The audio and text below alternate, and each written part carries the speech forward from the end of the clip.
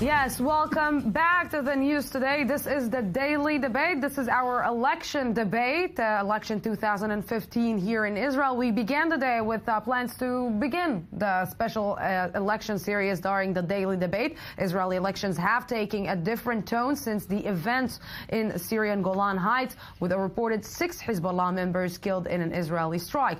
If a war on the northern front is near, how will it change the elections and the reality inside Israel?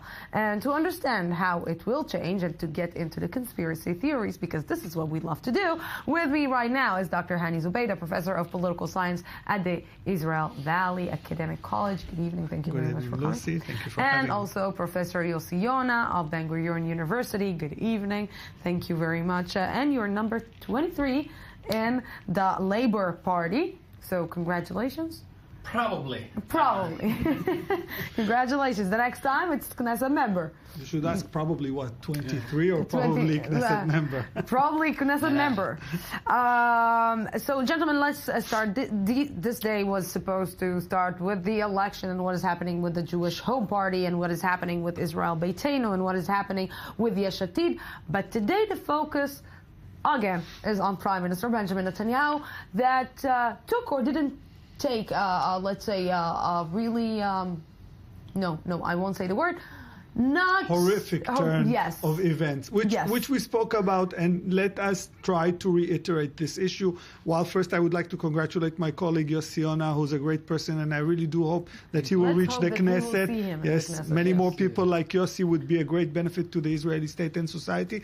But let's assume the fact that this entire election is hanging on a thread. We spoke about it. Obviously, the most important thing right now on the Israeli agenda is economics and the question of the Israeli-Palestinian negotiation. Both are non-war issues. Let me repeat, non-war issues. Negotiations with the Palestinians have nothing to do with war, and the economic situation has nothing to do with war. And Benjamin Netanyahu is Mr. Security. However, and that's the correct answer, Lucy, well done. Benjamin Netanyahu would like to be perceived as Mr. Security, and because the election are not in his comfortable zone, he would like to get these into his comfort zone. The only way he can do it and return this into his comfort zone, and I'm not talking conspiracy theory, I'm saying that the turn of events is way too suspicious to be extremely tragic or extremely causal. There is a problem here, and we need to frame this issue.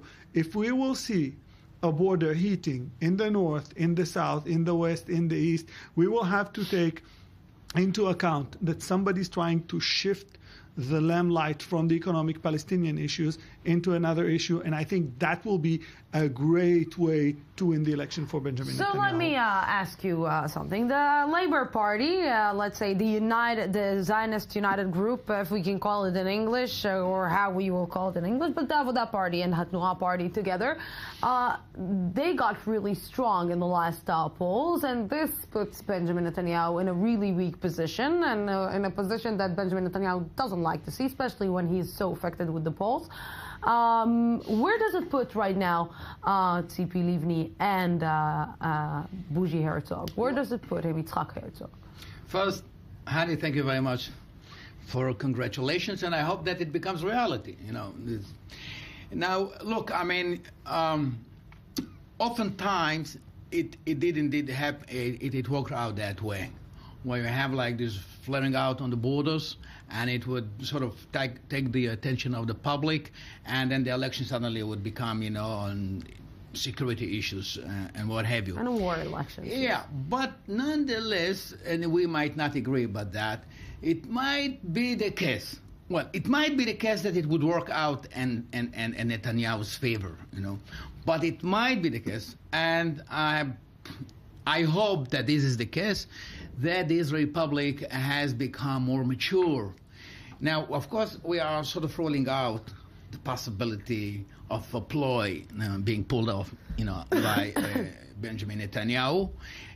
But I think that the Israeli public has become more mature, and he would not be so easily nudged, You know, yeah, well, I know that you are not all the Israeli public is more mature? I do think so, because we're just, if I may add another sentence. You know, I want to see the polls tomorrow morning, or I want to see the polls maybe in 2 days. If the whole thing with the what is happening in the north will heat up, I want to see really what the polls will look like. I think that the public, maybe the politicians are cynical, but I think that the public also have become a little bit cynical in the sense of saying, well, once again, you want to use these sort of excuses in order to divert attention towards security issues and away from economic issues.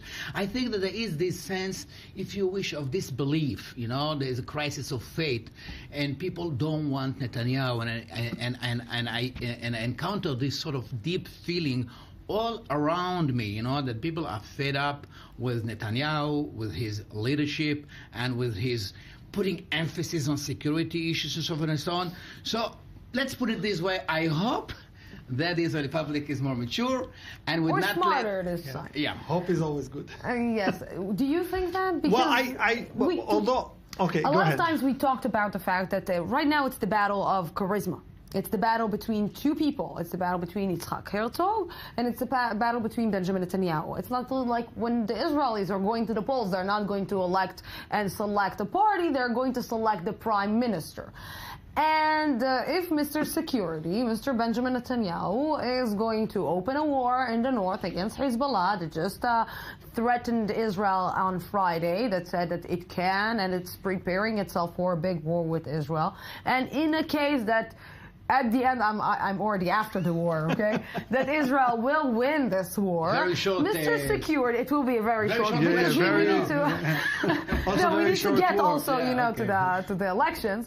Benjamin Netanyahu will probably again win, because we're talking about a win-win situation for Benjamin Netanyahu. Let me say this as an election expert, and this was really like completely obvious from the first 3 days of the Likud campaign. They tested the water. First, the elbow was in, and he tested to see whether Bougie, and he did not call him Yitzhak Herzog, he called him Bougie on multiple occasions, and in front of the national TV, he wanted to test the fact whether he needs to butt heads head-to-head with Yitzhak Herzog, as you said. Let's discuss this persona to persona.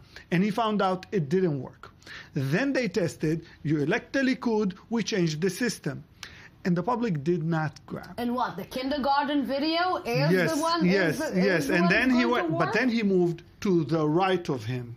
I think the Likud is not sure on what is the comfort zone of Benjamin Netanyahu with the public right now. And I think, I will not say that. It's not, I don't like conspiracy theories. They don't hold on well. He's not comfortable at any place right now. Other than security. He feels that his advantage, and that should be said plain and out and loud, his advantage is in the security issue. He does not see anyone, including Gallant, who today said something about the action in the northern border. Not a coincidence. He said it is not a coincidence. And let's put this on the table. He's a brigadier general in the Israeli IDF who was about half a step from becoming the chief of staff. All right? Yes. This is the man that was destined to be the chief of staff of Israel, unless Ehud Barak and other people plotted. Gallant scandal. So this person says, it's not coincidence, and we know that Bibi feels extremely comfortable in the position of Mr. Security. But how can you believe also Yoav Gallant, who was the deputy chief of staff, or how can you believe him when, you know, he is right now going with Kahlon, and he right now is going to try to be the next Mr. Security, or the next, let's say, defense minister. So how could you believe when the politics is so, and I'm sorry, I know that you're already in there, but the politics is such an unclean system. How can you believe any one of them that it's like a fair game? Well, I don't know what is the question. It is not a fair game, but now are we going back to the issue of conspiracy? I don't know. You know, I mean, what Gallant said, that he's hinting that it is not sheer coincidence that we're having the flare out on the border. Now, we don't know that, and I think that I hope, you know, I wouldn't want to believe, okay, that the prime minister would give an order to the security minister saying, well, how about if you flare out, you know, the border over there because I need some, you know, to collect some votes on the streets. I want to believe that it is not true. Though, is it in the realm of the possible? You know, on politics, yes. But let me let me try to be a little bit naive, that I wouldn't want to believe that the Prime Minister would do such a thing. Now we going all want to believe now going back to the issue. No, I agree with Yossi. I do not think this is a conspiracy. I do not think that Benjamin Netanyahu gave the order. All I'm saying is that given the situation, yes, he is utilizing it to its extreme. Now, if you wish, if I want to go back to the issue of charisma. Yes. You know, I mean, there is a point whereby a charisma is becoming a shortcoming. You know, that if someone is a sort of a magician and he's pulling a trick on you, you know, again, then you're saying, well, this is a magician. It is not true. You know, I don't think that we got to this point where people, you know, are not buying out, you know, not buying these tricks and saying, okay, the magician is sort of, I mean, he is cheating us. And I think that there is a sense, there is a sense of that, of saying the magician is cheating us, and we know it is a cheat. Now, going back to our leader, you know, the head of the Labour Party, I grant you that he does not sort of exercise the kind of, or he does not endowed with this kind of charisma that Netanyahu assumes or has. But I think that, look at Netanyahu, and people see it all around, that he works as sort of a centrifugal power, whereby everybody who gets closer to him finds himself far away. On the other hand, you see Bush, without much of a charisma, as you say, but he is being able to bring people together, you know, and to create a team whereby it can lead, hopefully, Israel society into a better future. I'm starting from today, I'm not allowed to impartial. Say, I have to be impartial. But because I have to be impartial, let's face the truth.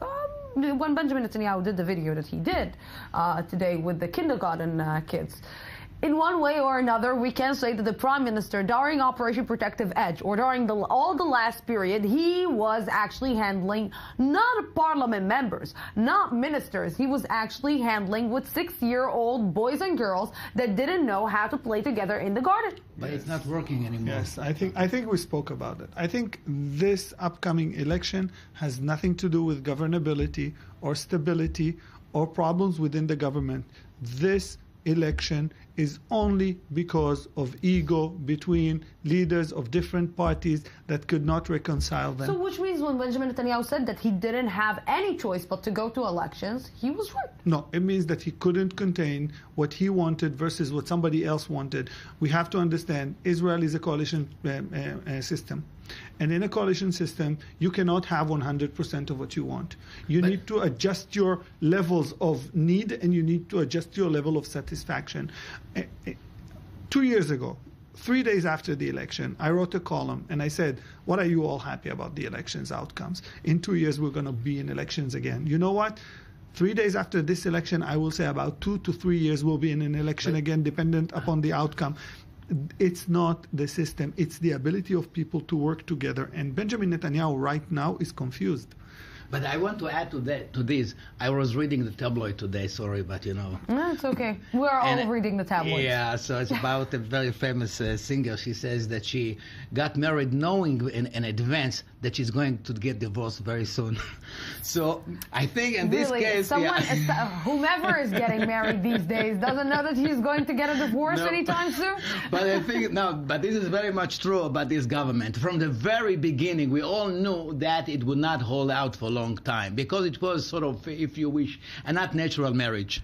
But you know what people are saying about these elections? These elections also are not going to last too long. Oh, but I think Hani is talking about structural problems, and I agree with him that there are structural problems in the system whereby it doesn't allow the survivability of this government. But the thing at this specific point, it is more than that, because at the very beginning, because look at Lapid, you know, at the very beginning, he got into the government, he's saying, well, my aspirations is to replace you guys, you know, but things like that. And the agenda were totally, you know, sort of opposite. Lapid on the one hand, Lapid wanted, the Jewish home. It was coerced upon the Prime Minister. His ideal coalition was not with Yesh Atid and the Jewish home. Period. He wanted Shas.